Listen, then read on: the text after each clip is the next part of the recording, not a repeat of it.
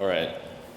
So you guys have obviously heard me talk a lot about Xcvm. Today we're going to actually be diving deeply into it, followed by Karel giving his presentation about the tech stack, followed by Hussein then taking us through the actual code. So for us, I think Xcvm is essentially the pinnacle of how we can actually take what's been already built, such as primitives in the DeFi ecosystem, and be able to compose higher order applications to actually orchestrate these protocols for activities that really sort of modularize functionality. And what does that actually mean? What this means is basically users can now define what they'd like to do as opposed to how they'd like to actually accomplish it. And this not only improves user experience drastically, but also improves the overall generalizability of crypto itself, which of course hopefully brings upon mass adoption of DeFi. So just talking a little bit about the architecture, obviously some of our competitors such as Layer 0 claim to also be building these types of cross-chain applications, and that their technical stack allows them to do so. I'd say the biggest difference is that their application, their products are essentially glue code. So if you want to deploy a cross-chain application using Layer 0, you essentially have to deploy contracts on multiple different chains and then use their tech stack to basically stitch everything together, and it's a very tedious process. For us, instead, we actually create a contract written in CosmWasm that deploys onto our chain with functions as generalized as borrow, lend, swap, and thereafter this orchestration is communicated, messages are passed from this deployment to multiple chains to allow for these higher order functions to actually occur. So instead of now having glue code, you now have top-level orchestration methodology. So again, just kind of reiterating what this actually looks like, the intention is for all of the logic for this orchestration to be contained in a CosmWasm contract deployed onto our parachain, and thereafter having messages get passed from chain to chain using a variety of bridges, but obviously our primary bridging infrastructure is trustless bridging. So of course, all this is also powered by substrate palettes. For us, what this means is a modular framework that can be embedded directly in the runtime of the chain itself. And what Xcvm essentially allows for us to do is to hook up all of the substrate palettes that we've also built onto our chain, things like Apollo, our Oracle, things like Pablo, our DEX, to allow for this kind of higher order communication where, for instance, Pablo, our DEX, could be able to talk to SushiSwap on, say, Moonbeam. And this, again, is just another architectural diagram, but the general idea here is we get a developer who wants to write a WASM contract. They essentially write it in the CosmWasm framework. It's deployed onto our parachain, and thereafter there's communications not only with other chains, not only with our palettes, but also the fact that these messages are being passed to allow for orchestration of the full big picture of what the developer actually wants to accomplish. So again, just reiterating, I think one of the biggest things that we're also introducing to the Polkadot ecosystem is IBC. Traditionally, the focus within Polkadot has been XCM. We're of course creating Xcvm as with an open transport methodology. So obviously multiple bridges could be utilized to achieve the same goal, but for us, we believe that IBC is scalable enough such that it can connect to other ecosystems beyond just Cosmos. And we're building Centauri, which is the first bridge between Cosmos and Polkadot. We're also extending this to Near. So we're bringing IBC to multiple different ecosystems simultaneously with this work occurring regarding Xcvm. So just a very basic example of how this would actually work. A contract is deployed onto our chain with generalized functions such as swap, lend, borrow, etc. There's obviously then routes that can be computed that make the most sense for this type of function to occur, whether this means you swap on our DEX on Pablo or on Moonbeam, it doesn't really matter. Depending, of course, based upon what the user has actually specified they'd like to accomplish. Thereafter, messages are passed across multiple different chains, and execution thereafter occurs. So again, just reiterating, I think there's really been this kind of tribalism vibe of both Polkadot and Cosmos, and I think from our perspective, there are tools in both ecosystems that make sense to utilize in one cohesive solution. And so what we've really done with Composable is we identified CosmWasm as a framework that makes sense for smart contracting on parachains. And so we've adapted CosmWasm to deploy onto our chain. That's actually what's being demoed today.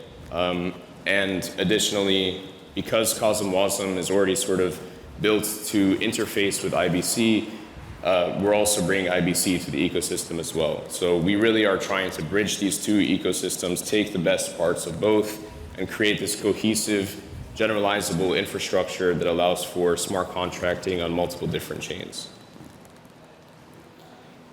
So this is kind of like a diagram that illustrates as well. Obviously, we're also building additional bridges. IBC can only be utilized with chains that actually have light clients.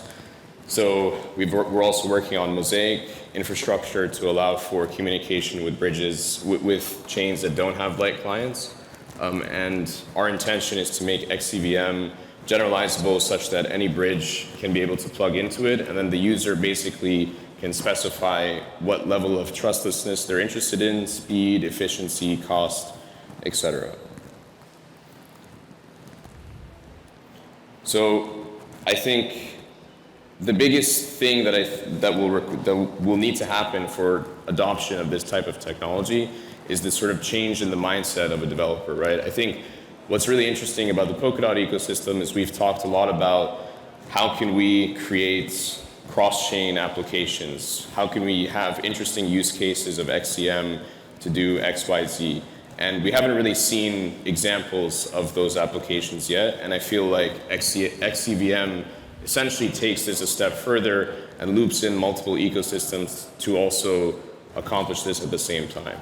So there will need to be a mindset shift in developers where basically they start thinking about how can we, not only build applications that are generalizable such that behind the scenes there's all this beautiful orchestration occurring, but to the user from the UX perspective, it's as simple as just specifying, here are my 3 wallets, and I want these assets at the end of the day, and just click one button.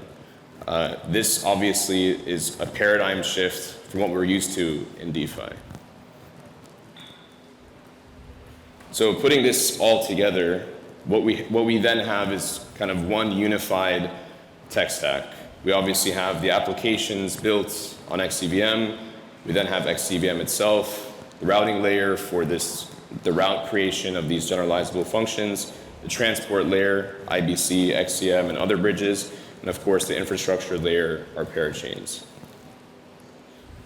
So just going a little bit more into what the use cases actually look like, I think what I've seen a lot across other cross-chain projects is basically just reusing the same 6 use cases, which some of those have come from my Medium posts. But basically, I think we're really only scraping the surface of what cross-chain actually means. And in my perspective, I think cross-chain will be the next sort of catalyst for adoption in crypto. And not only does this result in retail-focused applications, but also things like cross-chain MEV become super important. Things like market arbitrage between DEXs, rebalancing of liquidity across multiple different pools. All of this is possible with Xcvm. It's almost as though this brings upon the same type of technology that electronified the equities market. And that's kind of our overall intention with Xcvm. So just a very basic example of a use case. Essentially, everyone talks about cross-chain lending. How does it actually work? With our solution, you'd be able to have collateral on one chain and be able to take out a loan on another chain, all powered through one contract on our parachain that specifies, hey, send a message when collateral is deposited in one ecosystem, and notify another contract on another chain to essentially allow the user to withdraw. And this is probably my favorite diagram in the entire presentation. This really sort of gives a very clear perspective of what we're actually trying to do. So each one of these numbers is essentially a step in an overall program, and what we're essentially saying is Xcvm allows you to specify all of these different instructions and specify exactly when messages need to be sent such that step 4 can take place on another chain after step 3, and step 8 can take place after step 7 on another chain as well. So with that, I'll turn it over to Karel.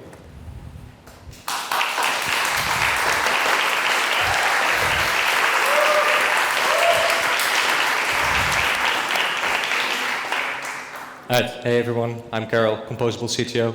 Super excited to finally be able to kind of drop the first alpha on how the Xcvm actually works, giving you guys some insight in the designs that we've chosen, the initial architecture, and hopefully by next week also dropping the official specification, the full paper that actually describes all of the different texts that we're using, the different messages that we're sending, the way we've constructed cross-chain smart contracts. For now, I'll be doing a bit of a global walkthrough and kind of giving you a taste of how we decided to redesign cross-chain messaging altogether. So first of all, I kind of want to reiterate on what is Xcvm. To us, it's basically 3 different definitions of a product. It's the entire stateful system encompassing multiple chains. Right now, if you were to do cross-chain operations, you could obviously token transfers, right? We initially designed token transfer bridges for a very much needed product. We had new chains spouting up. We needed to bridge new funds to those chains, start actually doing DeFi on Moonbeam, Phantom. But we didn't really have the fundamental architecture to deal with identities and proxies. How do you know who is another identity on the same chain? The addresses could differ if the key signatures change. The contract addresses aren't linked at all. You could set this up as a third-party developer, but you're reinventing the wheel, obviously. And there's no fundamental system that actually deals with this elegantly, not like DNS, for example, which we have for Web 2 tech to actually figure out identities across systems. Account state is the same. How do you know what you're actually controlling on the other chain? How many funds you have? Which positions you control? Can you control positions on a different chain? Or do you require a keeper to actually interact for your contract? To me, if you do a cross-chain protocol and at some point you need to have multi-sig and a keeper, that's not necessarily a failure of your tech, that's a failure of what the protocol is providing you. You're not given actually the tools and the means to handle everything correctly. Finally, bridging itself. It might seem like a relatively easy option. There's IBC, there's Nomad, there's Wormhole, but the fundamental problem remains that as a cross-chain application writer, you're not actually that interested in the bridge that you're using. To you, bridges are a transport layer protocol and something that, to be honest, you prefer your application to be abstract over. Right now, if you were to write an application, you'd either tie it to a bridging aggregator, but you'd still need to do extensive monitoring to figure out if your bridges have been hacked. And let's be honest. Could you fix this, Hussein? If I'm being honest, bridges get hacked all the time, right? Right now, I don't think there's one optimistic bridge that you can actually trust. I believe all of them, except for Nomad, have been hacked. Lifeline-based bridges can be trusted, but then their implementations aren't that widely used. Mostly within Polkadot over Xcvm, and within the Cosmos ecosystem. But to be honest, if we're doing cross-chain just within Polkadot, are we actually doing cross-chain, or have we created an ecosystem of sharded chains that can communicate well to each other?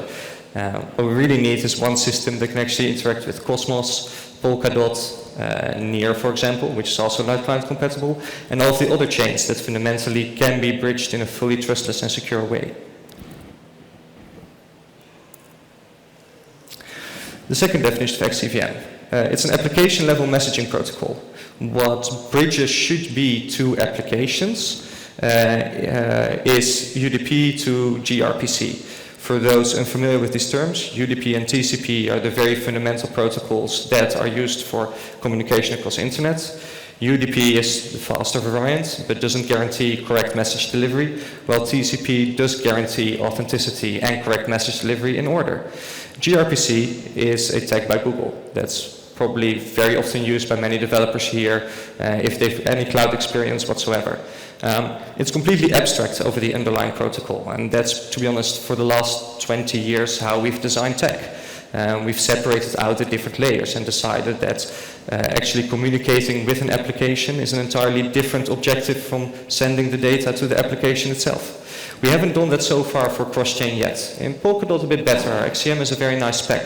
But if you go outside of that, it's, to be honest, bridges doing all operations. They combine the different layers of token transfers, message passing, guaranteeing authenticity of messages within a single stack. And that's why you get these monolithic bridging applications that, to be honest, aren't that widely usable, at least not to me as someone who wants to write fully trustless applications. It's getting a lot better, but I feel like we've actually set a very shaky foundation overall by bringing these products out as fast as we have. So a bit more about how actually Xcvm handles messages. One of the things we assume is that there exists some bridging protocol that's capable of actually sending bytes securely to another chain. We're not just sending messages custom to the protocols that you're interacting with. We're actually sending an Xcvm style program, so literal instructions that are Turing complete. On the chain we have a gateway contract, and the gateway contract basically allows us to inspect the bridge origin. And that way we can select on trustless bridges and incrementally add more bridges to our ecosystem. For example, if a chain supports both IBC and Xcvm, through the gateway we can select the most efficient one. When messages go in, it doesn't really matter what bridge they come from as long as they suffice some bridging guarantees. When they go out, they can be selected by the program itself or handled by the gateway. The gateway forwards the actual instructions to our orchestrator. We've renamed the orchestrator in the meantime, so if you actually read the spec, you'll be seeing that's now named the router. And what the router basically does is figure out which smart contract is the interpreter for the contract on the calling side. We deploy a single smart contract for each calling site to basically mimic Substrate's subaccount feature. For those of you, subaccounts is obviously a killer feature if you want to do a one-to-many relationship between addresses and users. Something that's kind of a bit more difficult to do in Ethereum at the moment. Can you jump in again, Hussein?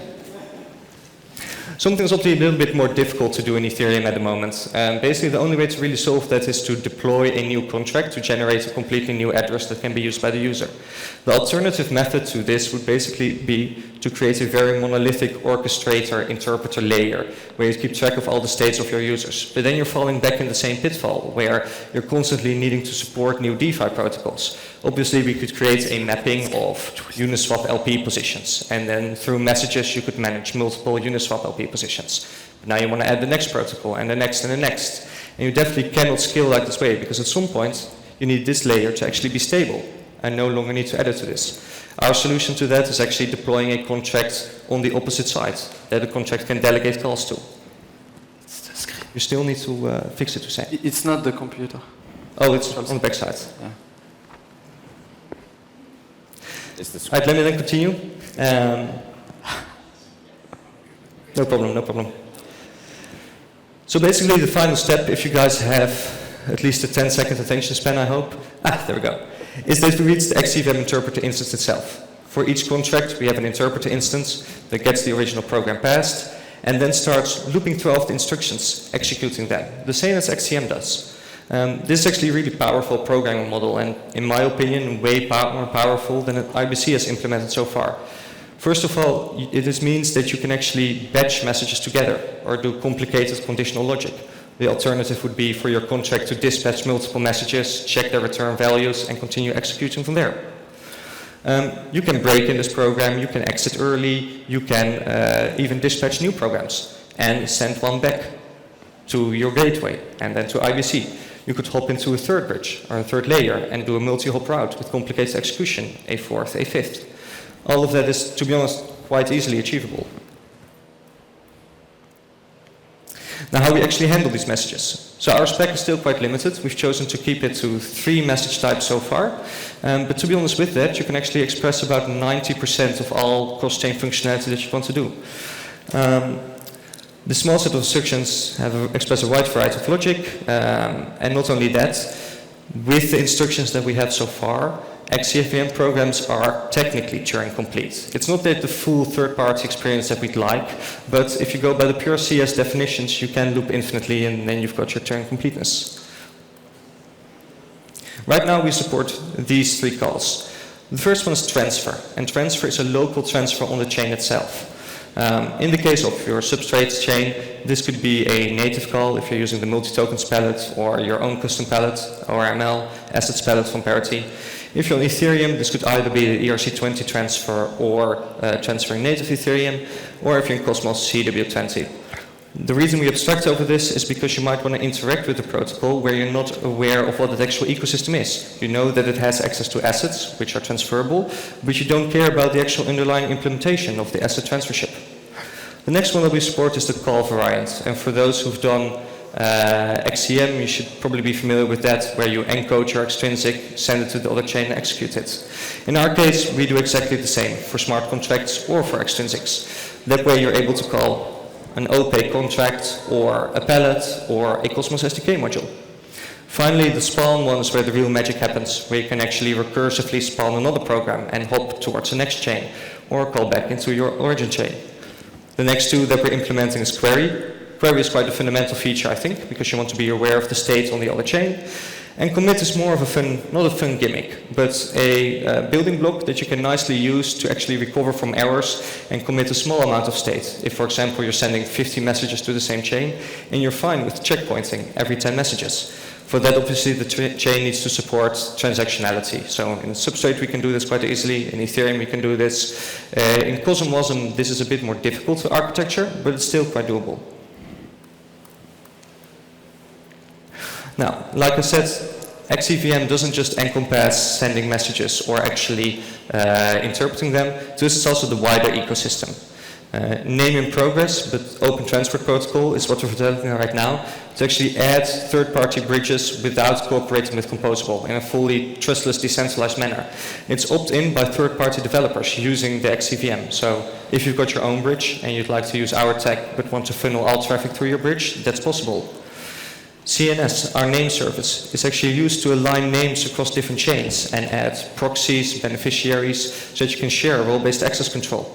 And finally, Xcvm.js is actually to inspect this global state, because all of a sudden, the paradigm that we're changing from is no longer a user having their wallet attached to a single chain and seeing their assets on their chain, but having their wallets attached to multiple chains. And not only that, their funds are technically being held by their interpreter instance. So even though they feel control of it, they don't have a private key associated with it. So for that, we need to really rethink how we're doing wallets and actually inspecting what your actual asset ownership is. All of that we're putting in Xcvm.js. To elaborate a bit more on one of BrainJar's example programs, how to do a cross-chain lending operation. Our objective is going to be to transfer funds to chain XYZ. We're going to reward the relayer. Our fee mechanism that we've built in is actually completely configurable by the developer. You can choose not to reward the relayer. For example, if you believe that the cross-chain MEV opportunity in your message is large enough to cover the entire gas cost associated with execution, you might set the fee to 0 and still see it being executed. I'm going to call a smart contract, AV or whatever, leaving our collateral on XYZ, but then we're going to spawn another program to actually send the fund back to our chain. If you were to code this out by hand, it might look slightly simpler, but still be quite a complicated set of operations that you want to do. You have your user basically submit to your contract, or contract submit that wants to do operation. You'd go through some orchestration layer to actually start sending that message. You'd be selecting bridges. You might have only one bridge hard-coded, but at some point you're going to need to be bridge agnostic. You can trust a bridging aggregator, or you can do it yourself. And then you need to start handling the messages on the other side. In our case, all the user needs to do is submit the program, and the Xcvm contracts handle all of the execution, all the way up to reaching the Xcvm Interpreter on chain XYZ. There we can call the encoded smart contract, in this case borrow USDC for some assets, where the USDC is transferred back into the user's Xcvm Interpreter instance. We choose to do another transfer fee to the relayer, and then spawn another recursive program back to return our funds to the user.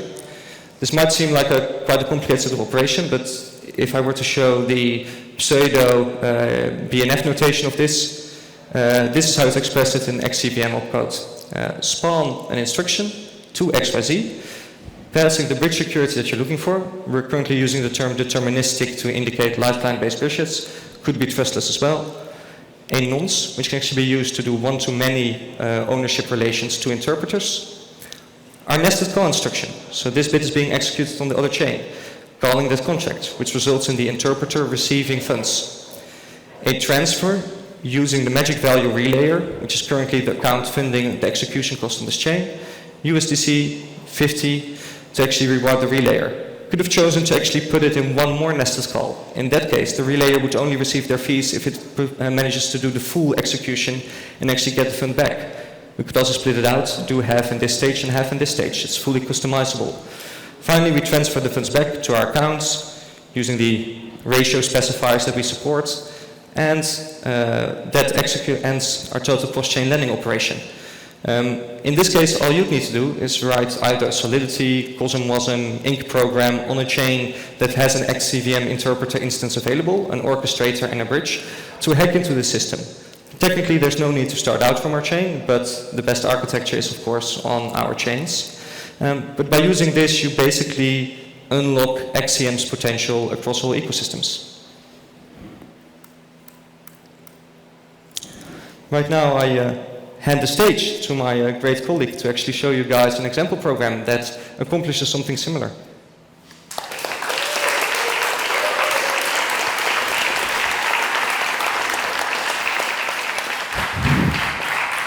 Hello guys. We are going to leave everything.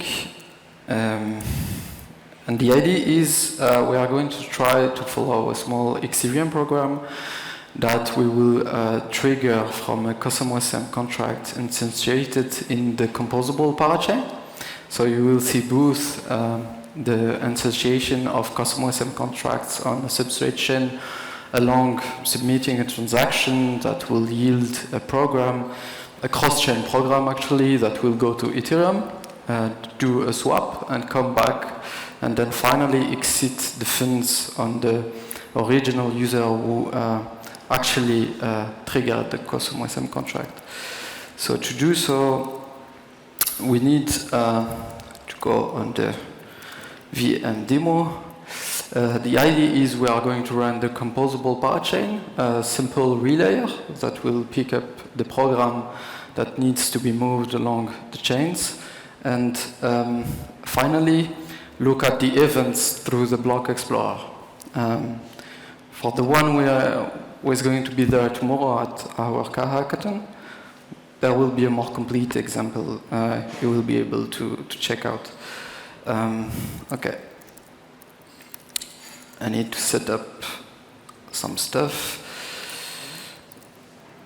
Demo.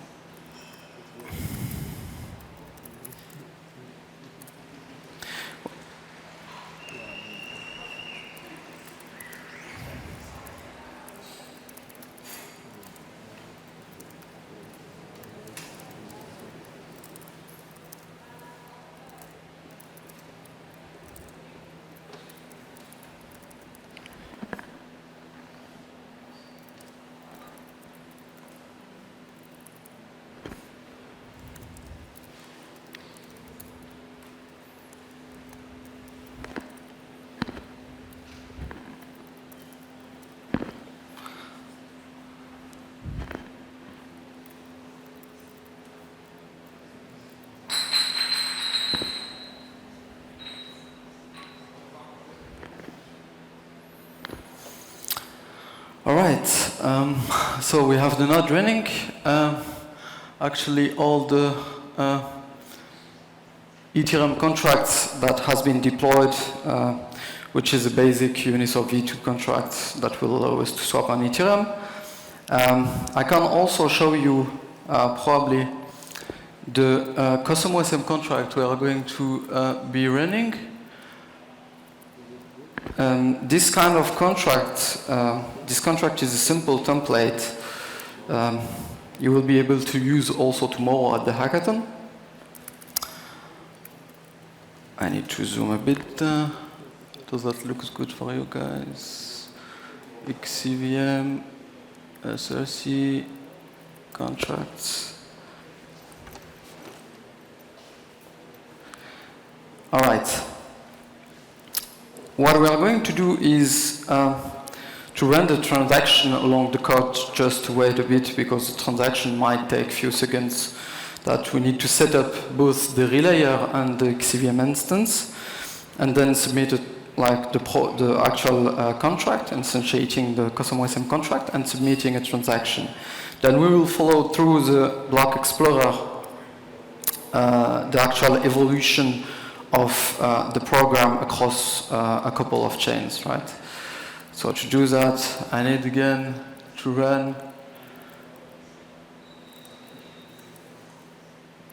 runtime tests.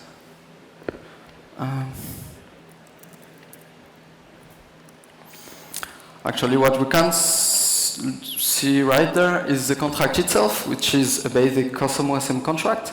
It leverages Xcvm, which is a library which will allow you to build at first Xcvm contracts in Rust. The idea is probably users will deploy also other frameworks on, I don't know, Solidity, on any other language where you will be able to submit a program. If we follow the block explorer, we have some setup that we need to do for the relayer. And if I go through the program, the idea is this program won't do anything when it gets instantiated, so this Composable contract. But when the user will actually execute the contract right there, it will submit a message. This message will contain the mean amount the user wants to trade and the mean amount it wants to get out. So the idea is that the contract will send some PK token on Ethereum, leveraging Xcvm, do a swap of PK against USDC on a Uniswap v2 instance, and then come back on Picasso with the actual USDC and remaining PK, and exit on the local account. So to build the program, it's actually done through what we call a builder, and here it's really declarative. You can look, even if you don't really understand the code, that we do create a program builder. We spawn a chilled program on Ethereum with some PK, which is like a ratio, which is move all the PKs the contracts is holding. And then on the shield, which is now executing on Ethereum, so from the same contract you can see the flow of the program through the different chains. It will actually do a swap of PK against USDC using the mean and mean in, mean out we just saw. And then finally spawn back again from Ethereum to Picasso the remaining PK and the USDC we swapped. And finally at the end, exit the funds on the user that called this actual contract. So if we come back to the Explorer, we can see that we have set up quite a lot of things related to the relayer. Actually, we need to run the relayer as well.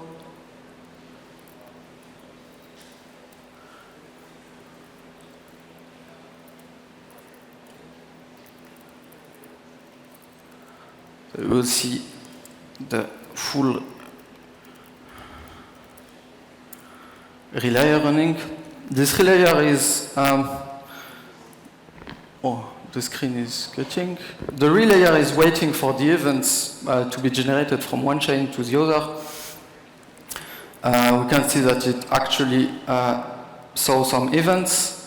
It will send transaction pretty much like any other user, pick up the funds, and then do the transfer of the programs. So we can see that right now the relayer did accepted the transaction of the funds. We move it from Picasso to Ethereum. This is a transaction done by the relayer. And then he will pick up the actual program that needs to be moved from Picasso to Ethereum.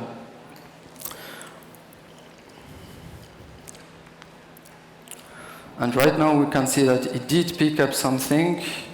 and we need to wait a bit of block, right? So the program must go to Ethereum, run a few blocks, do the swap, yield an event on Ethereum, which will ask for a chill program to be spawned back to Picasso, moving all the USDC swapped along, and finally come back to Picasso. So we can see that it did indeed came back. The program that came back from Ethereum is right there. And if we look at the event, how this has been yielded, it's actually a move back of some funds. So right there we can see that we swapped 1 Pika against 5 USDC, and the token has been moved back. So what we call Untitled, for instance, is the creation of a new token on the local chain. So this was not existing, so we didn't have any USDC on Picasso. We moved some Pika on Ethereum. We swapped 1 Pika against 5 USDC. We moved back the funds, and we exceeded the liquidity on the account that actually called the user. So both the Pika and the USDC come back to the user that did the original call to the contract. So a custom OSM contract that the user submits a transaction to, that itself yields a program cross-chain contract Xcvm. The relayer picked up, moved it to Ethereum, execute it. We do a swap on Uniswap pool. We spawn back a children, which is yielded through an event again. This will be the same in all the chains. And the relayer pick it back, move it back with all the funds, and exit on the local user. So I could actually rerun this contract multiple times, and the way you build this contract is really convenient, because you can imagine a lot of protocols that can be done cross-chain using this kind of spawn children on a remote chain, such as automatic, for instance, rebalancing of liquidity. You can spawn an Xcvm program that has the only job of doing a ping pong between two programs on different chains, calculating the liquidity needs to rebalance, and doing so. You could even imagine some program like this one, similar to cron jobs, that actually never stop as long as you funds one side where it does help. So that's the end. I hope you enjoyed.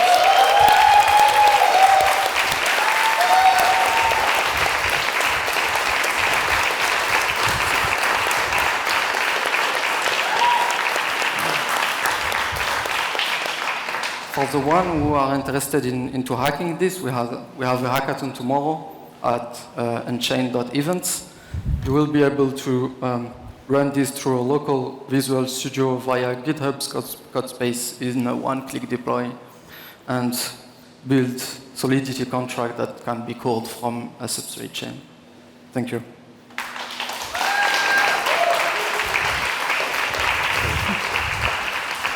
So we have plenty of time for questions. For those of you who are new to the room, just raise your hand and a mic will magically appear in front of your face for you to ask your question. Does anyone have questions? All right, got one in the back.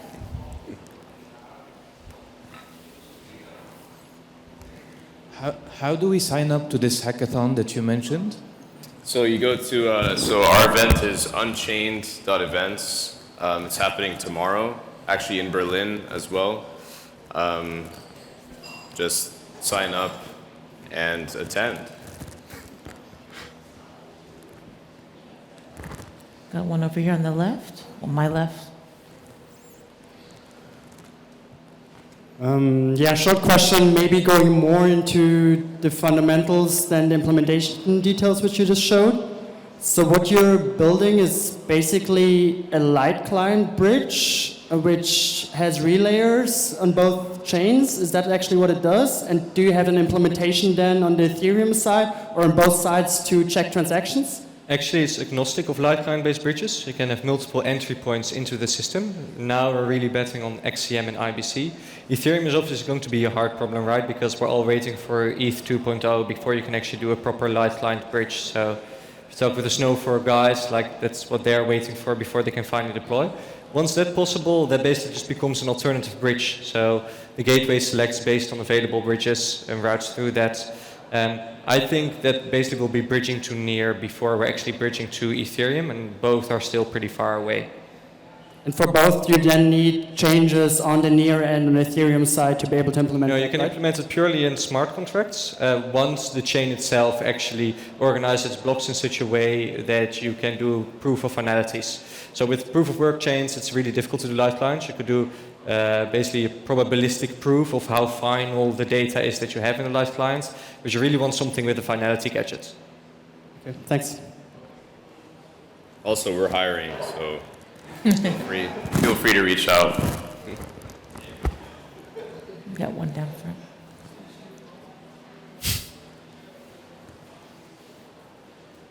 Oh, is that you trying to get a job? Any other questions? Comments?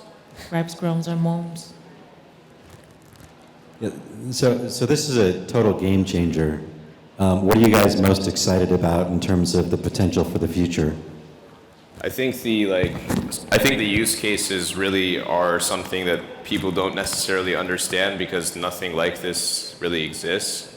But they just fundamentally make sense when you hear about them. But I think it's going to only be when people actually see examples of these applications existing where people can literally just click swap after writing what they want to accomplish in a very super sleek UI that abstracts away all the complexity. I think at that point people will be inspired to build more of these cross-chain ecosystem agnostic applications. I think what also made me really bullish about this is actually, once we'd implemented the system, seeing how easy it was to write this example smart contract. Also made me more of a Rust fan, because attempting to do the opposite, writing this contract in Solidity, is perfectly possible, right? It's a programming language, but definitely a lot more of a pain. So I'm thinking that these types of technologies are also going to show the dominance of WebAssembly contracts. Hey, would you be able to execute on multiple chains in the same transaction? So, for example, another parachain at the same time is accessing Ethereum, and if something reverts, they'll both revert. No, you can't really revert. I believe Turn is working on a system where you kind of run a VM on top of a VM, and then you maintain state and you sync that periodically, but that has different problems where the actual chain state itself has progressed already. That's more of a fundamental database problem that cannot be solved really unless you have a leader-follower type architecture where you roll back based on leader decisions. In our case, what is possible is actually dispatching multiple programs to different chains and then synchronizing later back on. So I think within the constraints that we have with the cross-chain space, this is probably the most flexible and powerful that you can achieve, unless someone figures out how to do sharded transactionality. But I think if you figure that out, then you shouldn't even be in blockchain. You should probably be in the database game and just sell that tech to Google for $500 million. Yeah, revert was just an example, but yeah, so basically executing a single thing on multiple chains is coming soon. Sorry, I didn't fully get that. So executing a single, I call it transaction, but let's call it an operation that goes to different chains. That will be soon, will it? That's already possible. We could have edited our program to spawn multiple messages and actually have them be dispatched to 3 chains simultaneously. One fun game that Hussein had implemented was chain ping pong, where chains were basically throwing the ball towards each other and then had some game logic associated with that. What is the setup in terms of the relayers? Is it something that you can also be part of, or is it something that's orchestrated entirely by? Well, the nice thing about trustless bridges is basically that the relayer sets can be open, right? Because the relayers can't really commit fraud. So that's why we're also really bullish on that. What I do feel is that over time, the relayer game is basically going to professionalize a lot, because with these cross-chain operations, there are going to be MEV-type opportunities to actually play into this. And if you're a party like Figment and you're running 60 validators for a chain and also IBC relayers, then you're almost guaranteed to always be the one to get their messages in first to be able to front run. To me, that's not necessarily a bad thing, because I feel like as long as people don't get wrecked, right, and users don't use thousands, actually being slightly front run is a good way for the market to properly fund relayers.